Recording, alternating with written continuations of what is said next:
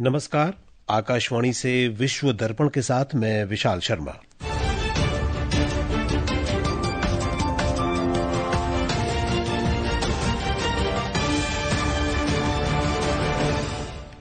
मुख्य समाचार। प्रधानमंत्री नरेंद्र मोदी ने दक्षिण अफ्रीका के जोहानिसबर्ग में G20 शिखर सम्मेलन से अलग ऑस्ट्रेलिया के प्रधानमंत्री एंथनी अल्बनीज के साथ बैठक की। नेपाल में 12 जिले के सशस्त्र पुलिस बल मुख्यालय में जेन जी प्रतिनिधियों और स्थानीय प्रशासन के बीच बातचीत शुरू।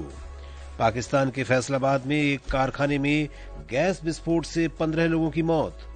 विश्व खाद्य कार्यक्रम ने कहा, सहायता कार्यों में कमी के कारण अफगानिस्तान में 35 लाख बच्चे गंभीर कुपोषण के शिकार।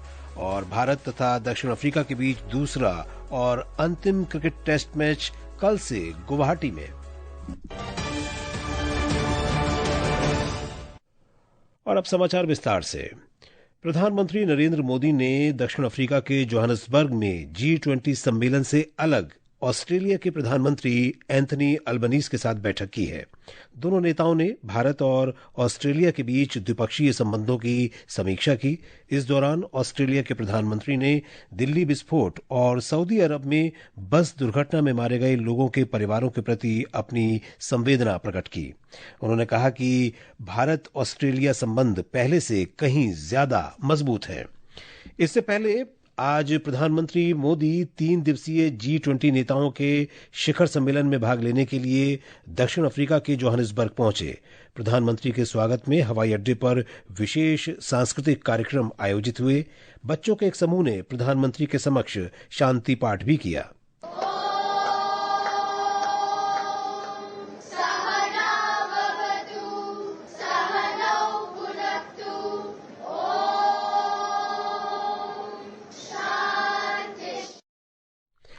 एक सोशल मीडिया पोस्ट में प्रधानमंत्री ने कहा कि सम्मेलन में वह दुनिया के नेताओं के साथ वैश्विक मुद्दों पर सार्थक बातचीत की उम्मीद कर रहे हैं।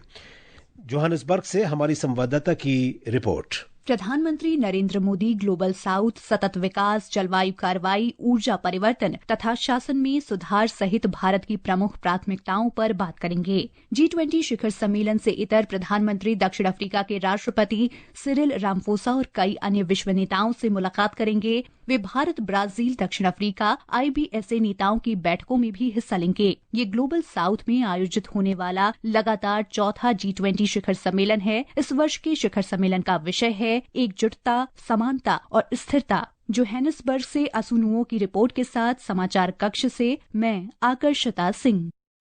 इस बीच दक्षिण अफ्रीका के अग्रणी डिजिटल प्रकाशन IOL न्यूज ने भारत और दक्षिण अफ्रीका के बीच प्रगाढ़ परस्पर सम्मान, विश्वास और दीर्घकालिक संबंधों का उल्लेख किया है।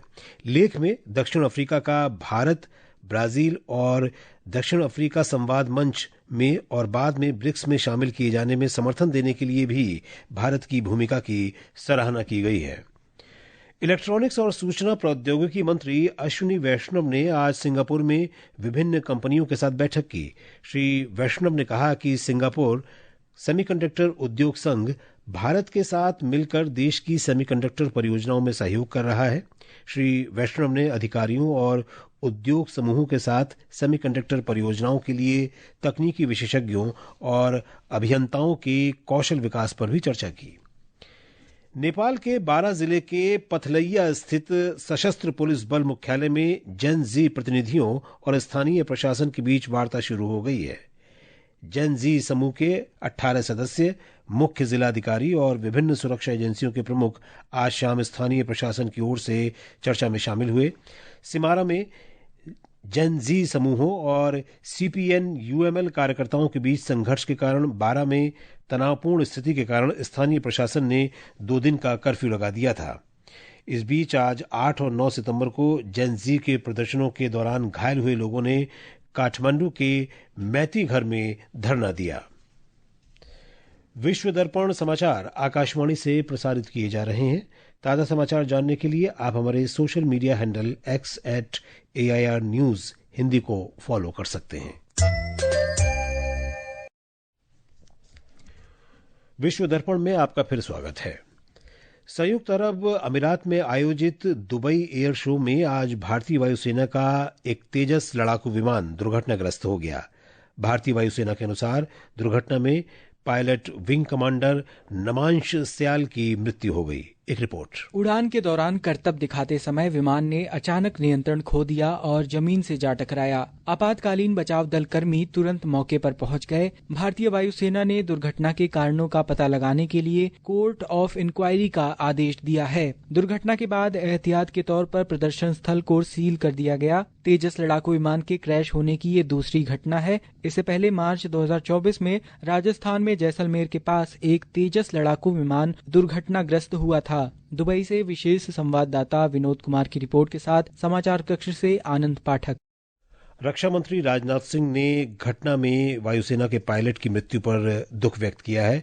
श्री सिंह ने कहा कि इस दुख की घड़ी में देश पायलट के परिवार के साथ मजबूती से खड़ा है।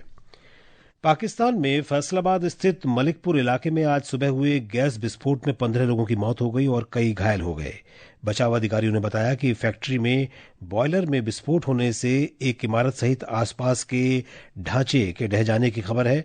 फैसलाबाद आयुक्त कार्यालय ने बताया कि मलबे से सभी 15 शव निकाल लिए गए हैं। पंजाब पुलिस को पाकिस्तान स्थित आईएसआई की पंजाब स्थित आतंकी मॉड्यूल के जरिए सीमावर्ती राज्य में अशांति फैलाने की रणनीति में एक नई प्रवृत्ति देखने को मिल रही है। इसका मुख्य उद्देश्य राज्य में कानून प्रवर्तन एजेंसियों का मनोबल कम करना है। लुधियाना पुलिस द्वारा हाल ही में पकड़े गए आतंकी मॉड्यूल की जांच के दौरान पता चला है कि इसमें वो मॉड्यूल भी शामिल है जिसमें कल रात हुई मुठभेड़ में 2 आतंकी घायल हुए थे। ये दोनों राजस्थान के रहने वाले थे। इनके पास से 2 चीनी हथगोले, 5 अत्याधुनिक पिस्तौल और लगभग 50 जिंदा कारतूस बरामद किए गए। विश्व खाद्य कार्यक्रम WFP ने कहा है कि सहायता कार्यों में कमी के कारण अफगानिस्तान में 35 लाख बच्चे गंभीर कुपोषण के शिकार हैं। WFP ने चेतावनी दी है कि देश की बिगड़ती मानवीय परिस्थितियां लाखों लोगों को खतरे में डाल रही हैं। संगठन ने कहा कि उसने पहले भी आगाह किया था कि अफगान महिलाएं कुपोषण के कारण अपने बच्चों को खो रही हैं। भारत और दक्षिण अफ्रीका के बीच 2 टेस्ट मैच की श्रृंखला का दूसरा और अंतिम मुकाबला कल से गुवाहाटी के बरसापारा क्रिकेट स्टेडियम में खेला जाएगा। ऋषभ पंत टीम की कप्तानी करेंगे। सूचना और प्रसारण राज्य मंत्री डॉक्टर एल मुरुगन ने आज गोवा के पणजी में भारतीय अंतर्राष्ट्रीय फिल्म महोत्सव के अवसर पर क्रिएटिव माइंड्स ऑफ टुमारो 2025 के 5वें संस्करण का शुभारंभ किया। गोवा से हमारे संवाददाता की report. Creative minds of tomorrow के माध्यम से 125 उभरते हुए सितारे अपने विचारों को पटकथा से लेकर पर्दे तक पहुंचाने के लिए 48 घंटे की एक गहन फिल्म निर्माण चुनौती के लिए तैयार हैं। भारत के सबसे प्रतिभाशाली और नवोदित युवा फिल्म निर्माताओं के लिए ये एक ऐसा मंच है जो आधुनिक समय के निर्देशकों, अभिनेताओं तथा कहानीकारों की खोज करता है। केंद्रीय मंत्री डॉक्टर एल मुरुगन ने इस पहल की सराहना की है जो देश के उभरते रचनाकारों को वैश्विक निर्माताओं और रचनात्मक नेटवर्क से जोड़ती है। उन्होंने न केवल फिल्म निर्माण के लिए बल्कि भारत की रचनात्मक भविष्य को आकार देने के लिए इसके महत्व को रेखांकित किया। डॉक्टर मुरुगन ने प्रतिभागियों से आग्रह किया कि वे अपने कौशल को निखारने और अपना सर्वश्रेष्ठ प्रदर्शन करने के लिए इस अनुभव का आनंद लें। डॉक्टर एल मुरुगन तथा सूचना और प्रसारण मंत्रालय के सचिव संजय जाजू ने पणजी स्थित कला अकादमी में आज प्रतिष्ठित मास्टर क्लास श्रृंखला के शुभारंभ के साथ साथ फिल्मोत्सव को एक नया रंग दिया। देश के जाने माने फिल्म मेकर मुजफ्फर अली ने इफ्फी 2025 की पहली मास्टर क्लास शुरू की। इस मौके पर उन्होंने अपने पुत्र शाद अली के साथ चर्चा करते हुए फिल्मों से जुड़े अपने अनुभव साझा किए। इसके बाद विभिन्न थिएटर्स में अलग अलग फिल्में भी दिखाई गईं। आदर्श के साथ निखिल कुमार, आकाशवाणी समाचार, पणजी, गोवा। नागालैंड में इस वर्ष आयोजित होने वाले हॉर्नबिल महोत्सव में फ्रांस के साझेदार देश के रूप में शामिल होने की पुष्टि की गई है। नागालैंड के मुख्यमंत्री नेफ्यू रियो ने कहा कि फ्रांस की संस्कृति और रचनात्मकता इस महोत्सव के लिए महत्वपूर्ण है। और अब अंत में मुख्य समाचार एक बार फिर। प्रधानमंत्री नरेंद्र मोदी ने दक्षिण अफ्रीका के जोहान्सबर्ग में G20 शिखर सम्मेलन से अलग ऑस्ट्रेलिया के प्रधानमंत्री एंथनी अल्बनीज के साथ बैठक की। नेपाल में 12 जिले के सशस्त्र पुलिस बल मुख्यालय में जेन जी प्रतिनिधियों और स्थानीय प्रशासन के बीच बातचीत शुरू। पाकिस्तान के फैसलाबाद में एक कारखाने में गैस विस्फोट से 15 लोगों की मौत। और भारत तथा दक्षिण अफ्रीका के बीच दूसरा और अंतिम क्रिकेट टेस्ट मैच कल से गुवाहाटी में। इसके साथ ही विश्व दर्पण का ये अंक समाप्त हुआ। नमस्कार।